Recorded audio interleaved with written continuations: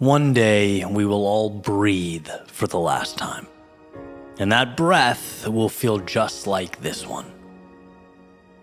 Same sunrise, same quiet hum of the world, same beating heart that doesn't realize it's on its final lap. And the truth is, that person will be you, it will be me, it will be all of us. See, life doesn't send warnings. It doesn't tap you on the shoulder before it leaves, it just stops. And when I finally understood that, something in me shifted. I stopped waiting to be ready. I stopped assuming I had time, because I realized every second we live is borrowed, every breath is on loan, and the debt we owe is to life itself. If time is borrowed, then I will spend it well. Oh, how I used to think I was invincible. That tomorrow was some kind of safety net I could always fall into. But later is the most dangerous word we speak. It quietly turns dreams into dust. We've seen later become never. And before you know it, the chance is gone. It's evaporated. I think about all the people who didn't wake up today. People with calendars full of plans. Messages left unsent. Goals halfway written. They had stories that stopped mid-sentence, and somehow, me, I got another page. You got another page. That's not luck. That is borrowed time. And if time is borrowed, then it must be spent well. See, that changes how you move through the world. You stop pretending you're in control, you stop rehearsing life, and you start living it. There's an ethos attributed to Native American warriors. It says simply, today is a good day to die. Not because they were reckless, but because they refused to hold back, refused to leave a story half written. What if we lived like that? What if we stop tiptoeing around our dreams like we'll get another round? If time is borrowed, shouldn't we spend it well? I've lost people I love. I'm sure you have as well. And every time, it's like life hands me a mirror, a reflection of how fragile this all really is. Their absence makes every sunrise sharper, every conversation more real. It reminds me that this world doesn't owe me another day. It's a gift that keeps showing up, whether I deserve it or not. And if it's borrowed, I don't want to give it back untouched. I want fingerprints all over it. Laughter, tears, mistakes, art, love, all of it. Sometimes I catch myself looking up at the night sky, stars that burned out millions of years ago, still shining like they're alive today. And I think maybe that's what we're meant to do here, to shine long after we're gone. Leave something behind that outlives the ticking clock. If time is borrowed, then we must spend it well, because one day the lender will call, the breath will slow, the curtain will close, and all that will remain is how you spent what you were given.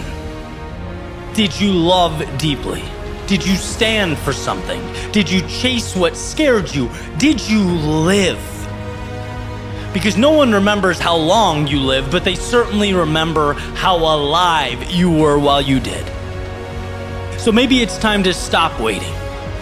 To stop scrolling past your own life, to stop making excuses for not becoming that person you were meant to be. The clock is ticking. The loan is running out. And that's not meant to scare you, it is meant to free you. To unshackle you from your fears and your hesitation, your what ifs.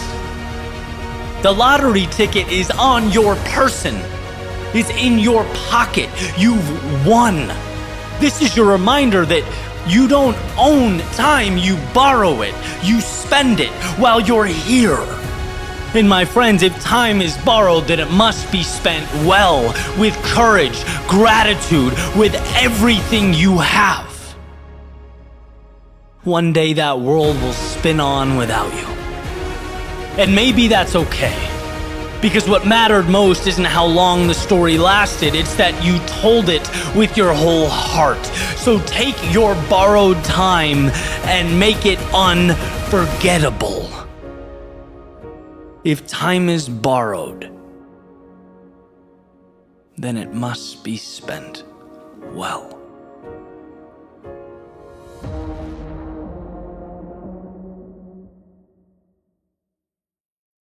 Hey gang, Eddie here. So I've been building something alongside your world within. It's called AGNS, Always Grateful, Never Satisfied. If you've been listening to the podcast, you know exactly what that's referring to.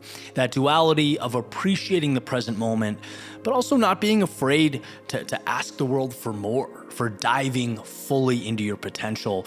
And I'd love for you to be a part of this journey as we build and build and build. I have a free newsletter, agns.lifestyle.com, where you'll get daily motivation, monthly challenges, as well as updates on all the exciting things we have coming around the corner. So if you're so inclined and you'd like to be part of this journey, I'd be honored for you to sign up. Link will be below. Look forward to seeing you there.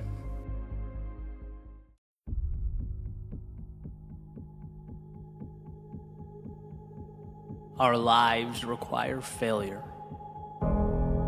like our lungs require oxygen.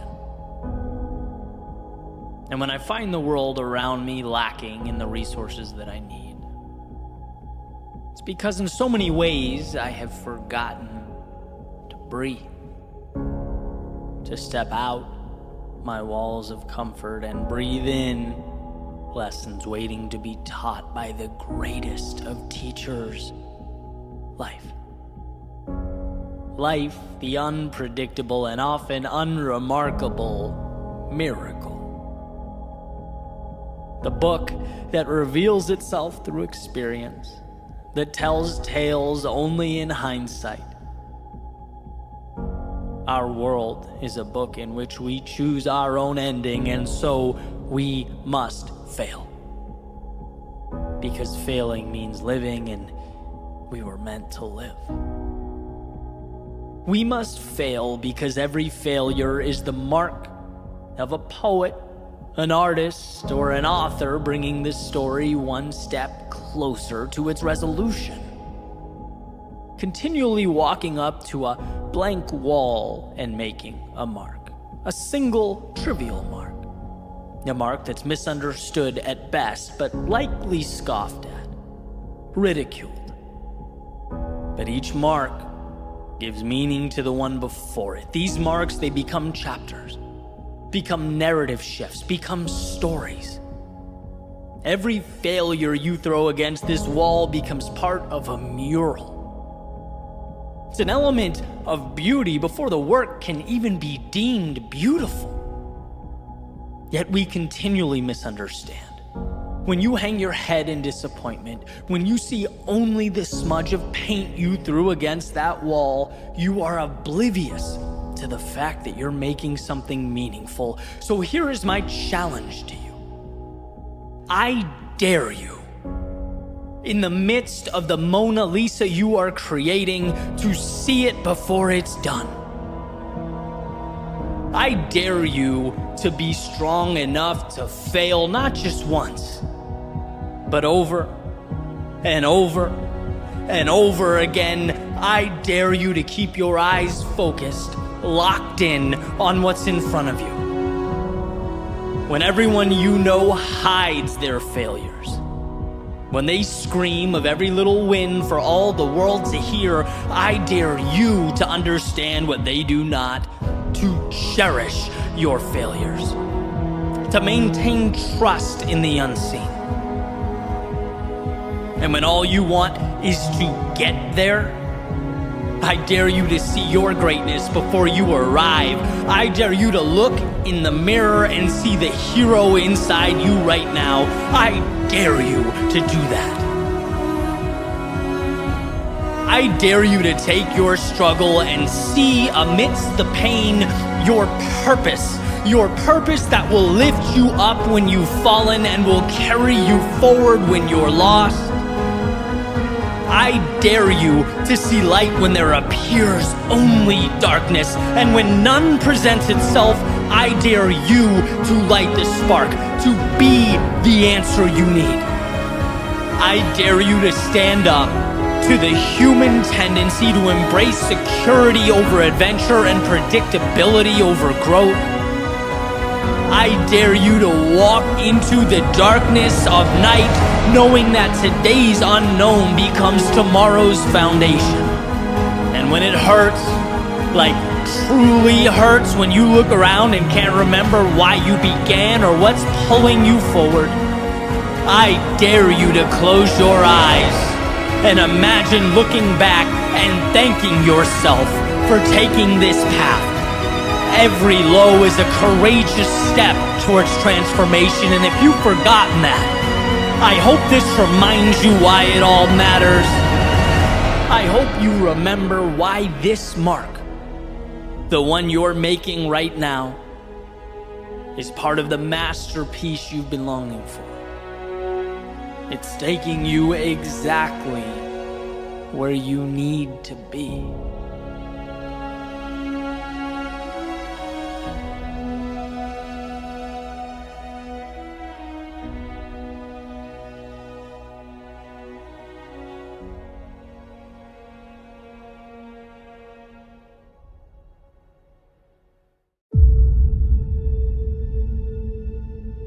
Life is the manifestation of stories. Stories we tell ourselves about the world and our place within it. Rules that we've constructed and we respect, we adhere to. They dictate the outcomes we get. They become our reality. Because to establish a parameter means at some point there's a line that we don't cross, right? And there are obvious lines that we point to and we say no thanks. For example, our values, right? I won't do X because, well, it will hurt someone I love. Or legal parameters. I won't do Y because I know the repercussions are too much. It's not in my self-interest.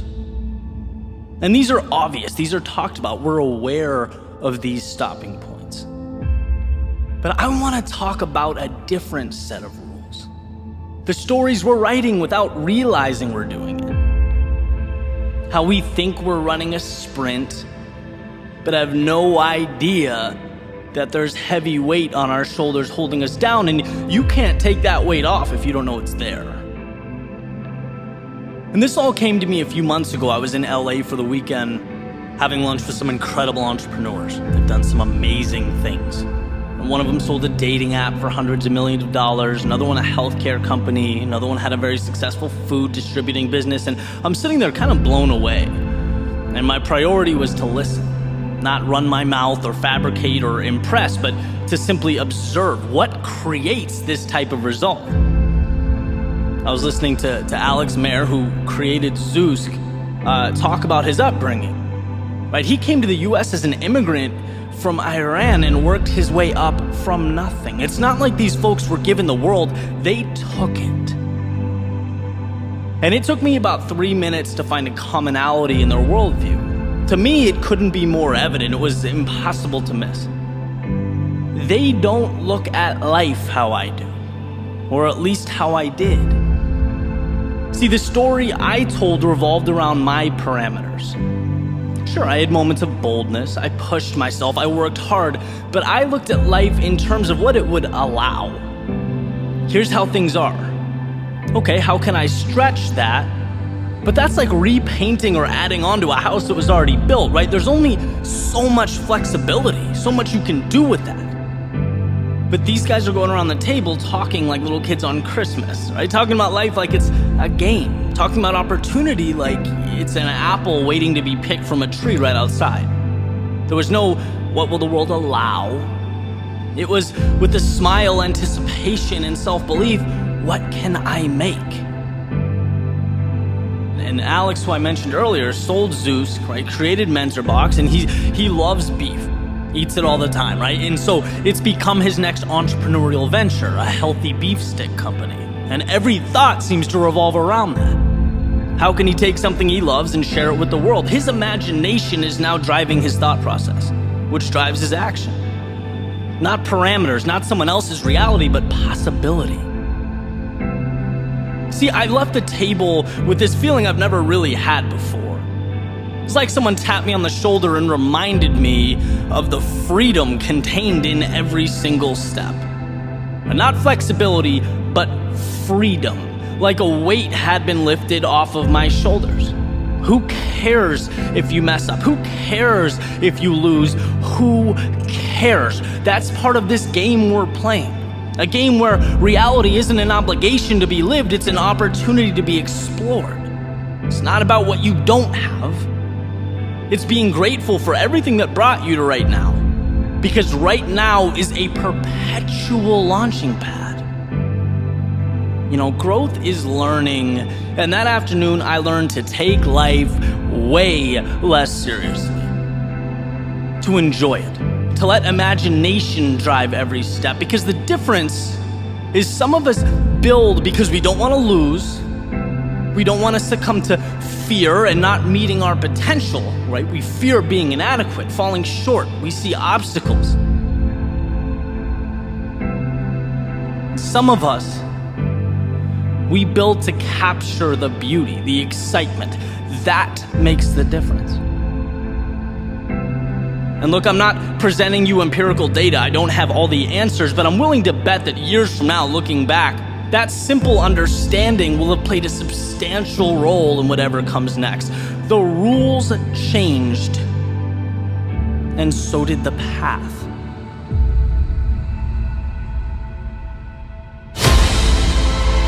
Let's not become so focused on each footstep that we lose sight of where they're collectively taking us. What are you building?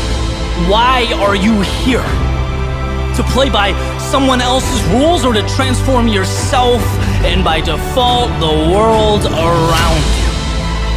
See, reality is fluid, it's malleable, and the beauty is in that process of creating. A ship leaving the harbor has infinite possibility, unlimited potential, and that gives it its power. There's no right turn or wrong turn. The only way to lose is to stand still, to think that horizon in the distance is too far or not for you. See, a harbor is not a stopping point, it's a beginning. So take control over that world, push it, test it, see what it has to offer, throw your interest and your curiosities against the wall, see what sticks, see what ignites your soul, test the universe, because life, it rewards the bold. Those courageous enough to step outside their front door and not follow, but design. Those who know things are the way they are simply because others before them had the courage to make it so. Well, now it's your turn. You defeated the 1 in 400 trillion odds stacked against your birth. You navigated through your low points. You've done enough to get to this very moment, this instant, where the mistakes that brought you here will become the wisdom that leads you forward, that takes you to places you never thought possible. And where exactly that is entirely up to you. But like I said, upstairs has been an amazing trip. So last day, and gonna make it count.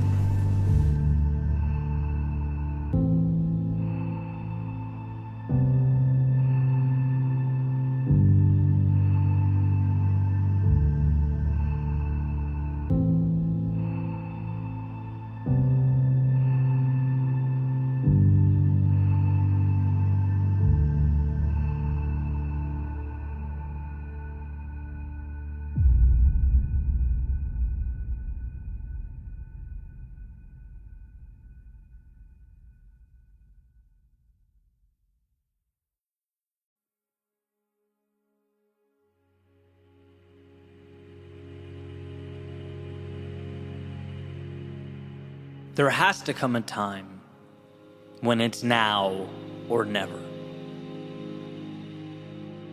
Where you look at your reflection and realize that the cost of waiting is far more expensive than the cost of stepping out into the vast unknown.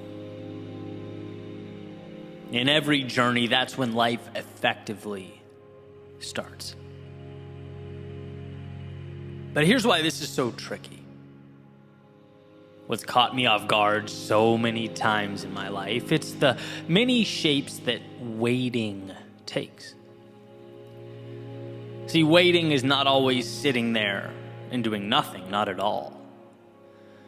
Sometimes waiting is just the bare minimum.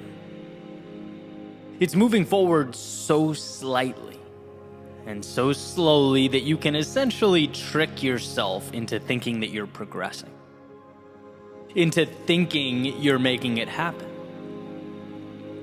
When if you really stopped and looked, if you were honest with yourself, if you really took a second to review, to analyze, you'd see that you're leaving almost everything on the table.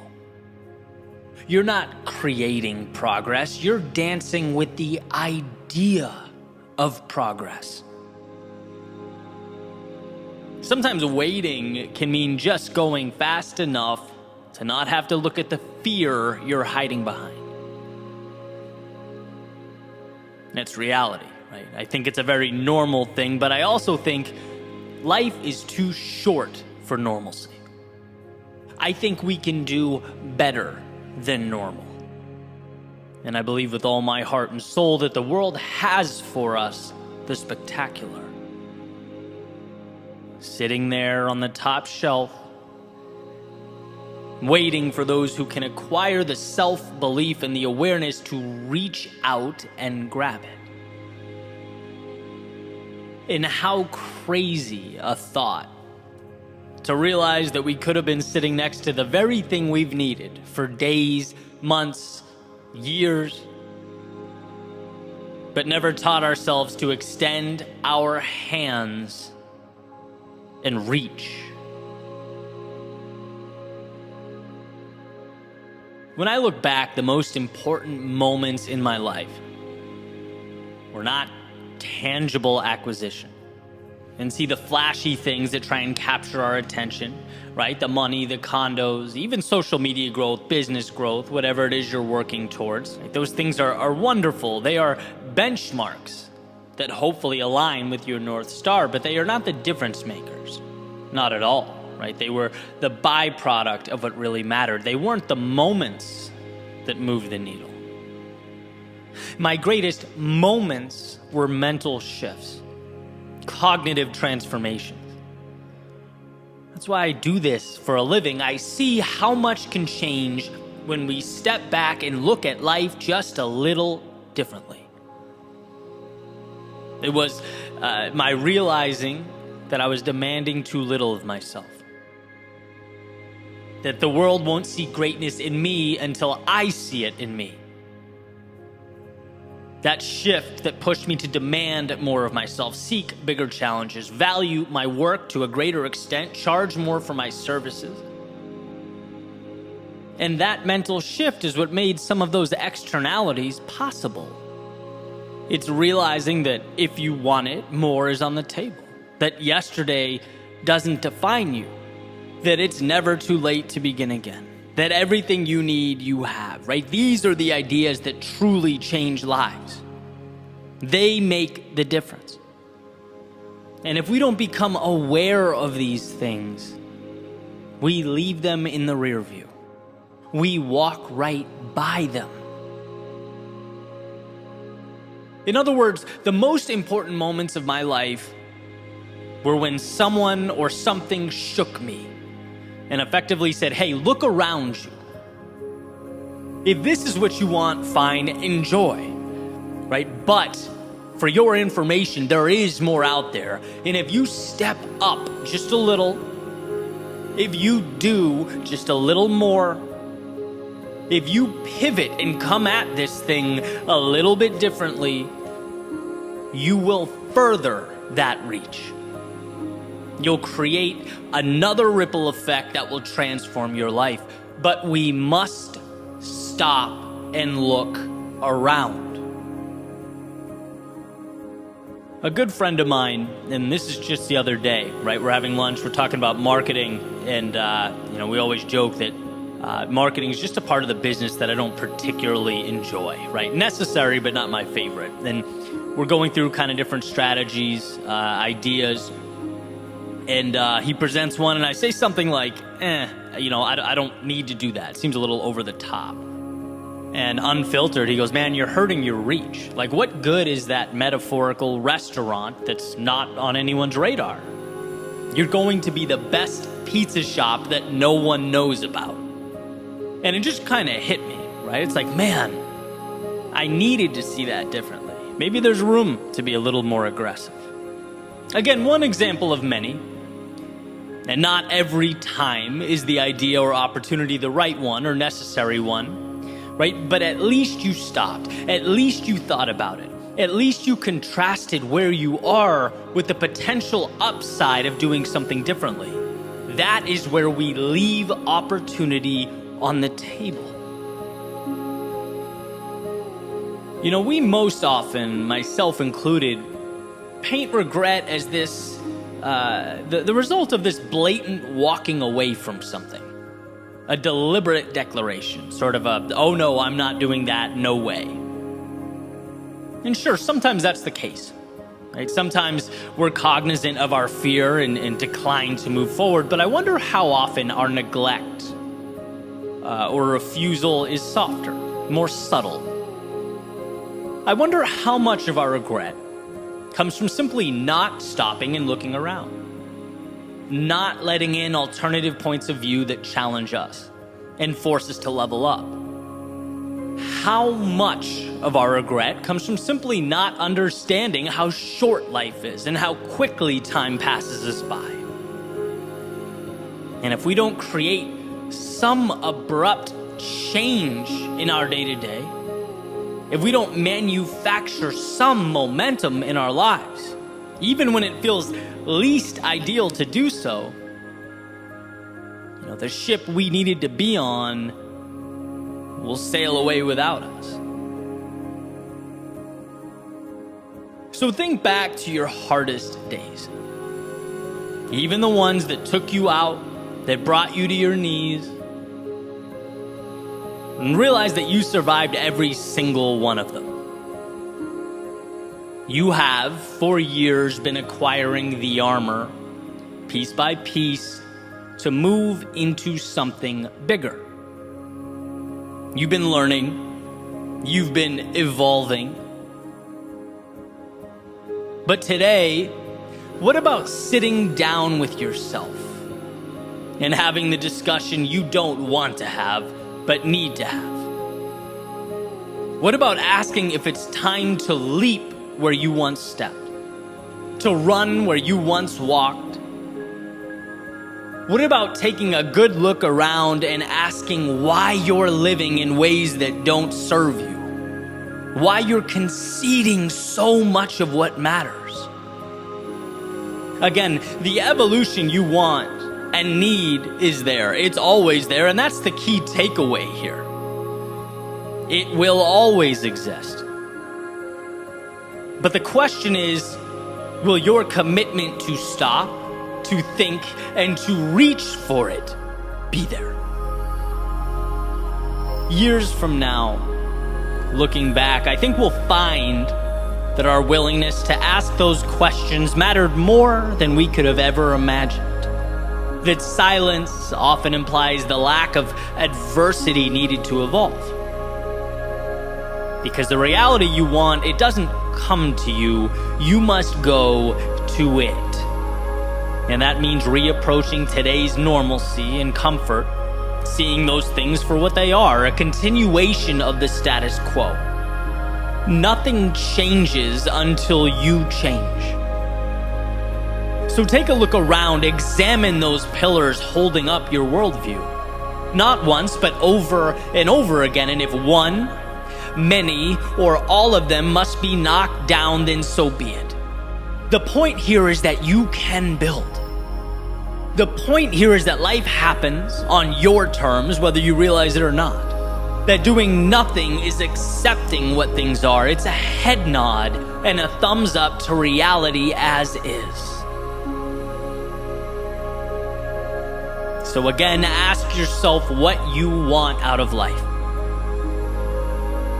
And if you are missing that mark, tear down what must be torn down.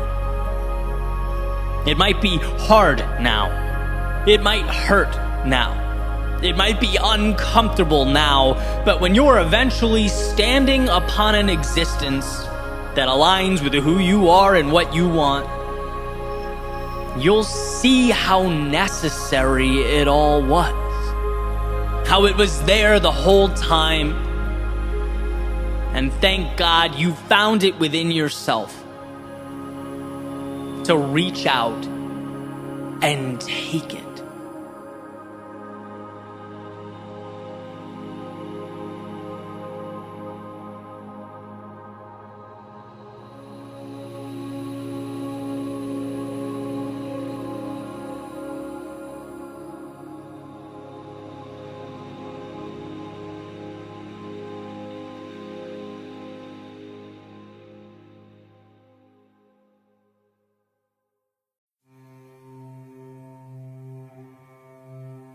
How do you visualize the road you're on? With its twists and turns, smooth terrain, rough terrain, straightaways, hills, what does it all mean? Do you find it odd that it gets more challenging as you get closer to your destination? Right? The further along you get, the more tension life puts between you and the finish line. Almost like the universe is adamant about weeding out those who think they can skate by. What is the difference between saying you want it and really wanting it? Perhaps it's a willingness to fight through a storm just for the opportunity to find calm and serenity in its center.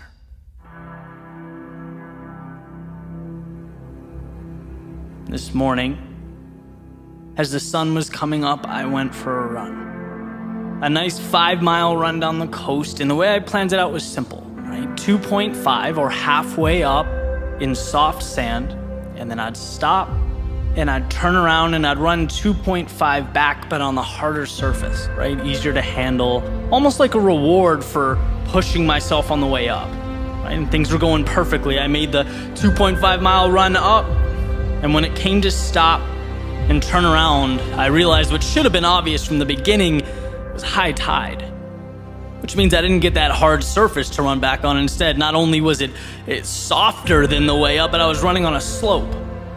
And that just threw my mind for a loop, right? I'm embarrassed to admit I was actually angry about it. You know, I pushed myself hard going up and wanted that breather. Almost felt like life pushed the finish line back 2.5 miles. And trust me, as I'm writing this, it seems ridiculous to talk about, but in the moment, just irrationally annoyed. That was the carrot that had been chasing the whole time. So I begrudgingly, moved forward, kind of trying to figure out what to do, and ultimately just continued forward. And the emotion subsided, and as usually happens, you pull yourself out of the weeds a little bit.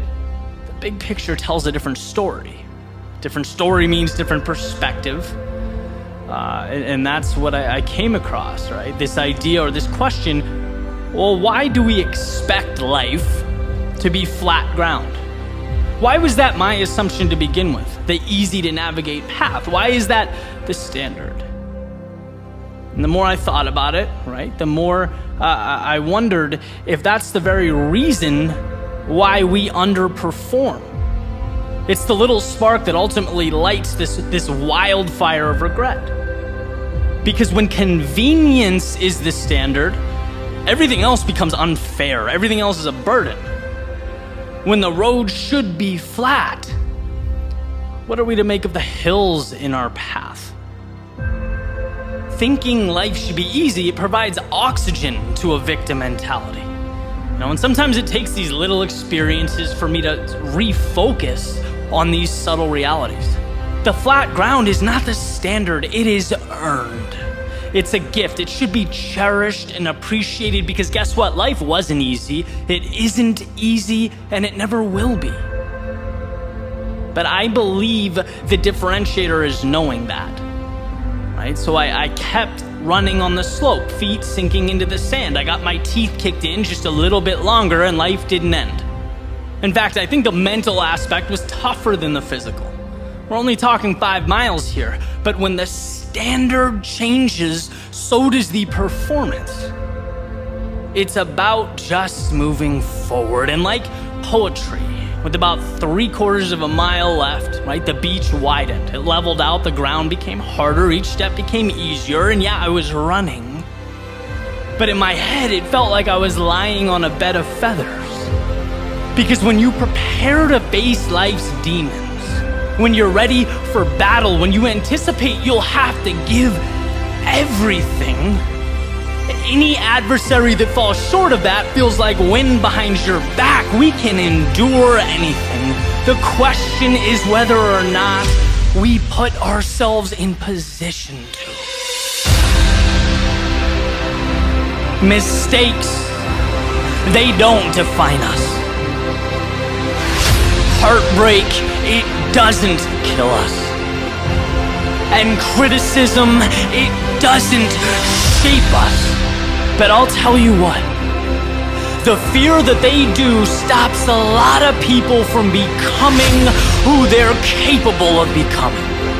Panicking at the slightest sign of discomfort, moving away from anything but the convenient, when in reality, inconveniences are the path. As Ryan Holiday famously put it, the obstacle is the way.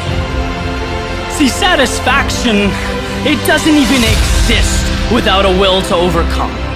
What meaning does a finish line have without miles of self-doubt and questions and fear and dragons being slayed while you prove to yourself over and over again that you know what?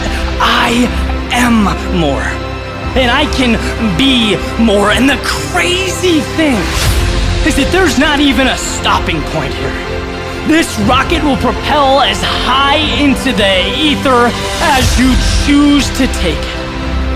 And look, it's not about running on slight inclines or sinking a few inches into the sand.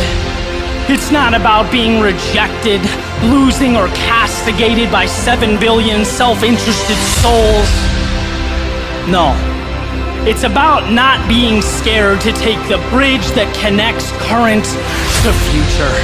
Complacency to recreation, the known to the seemingly impossible. You're made of so much more than you give yourself credit for. You are so much stronger than you think you are.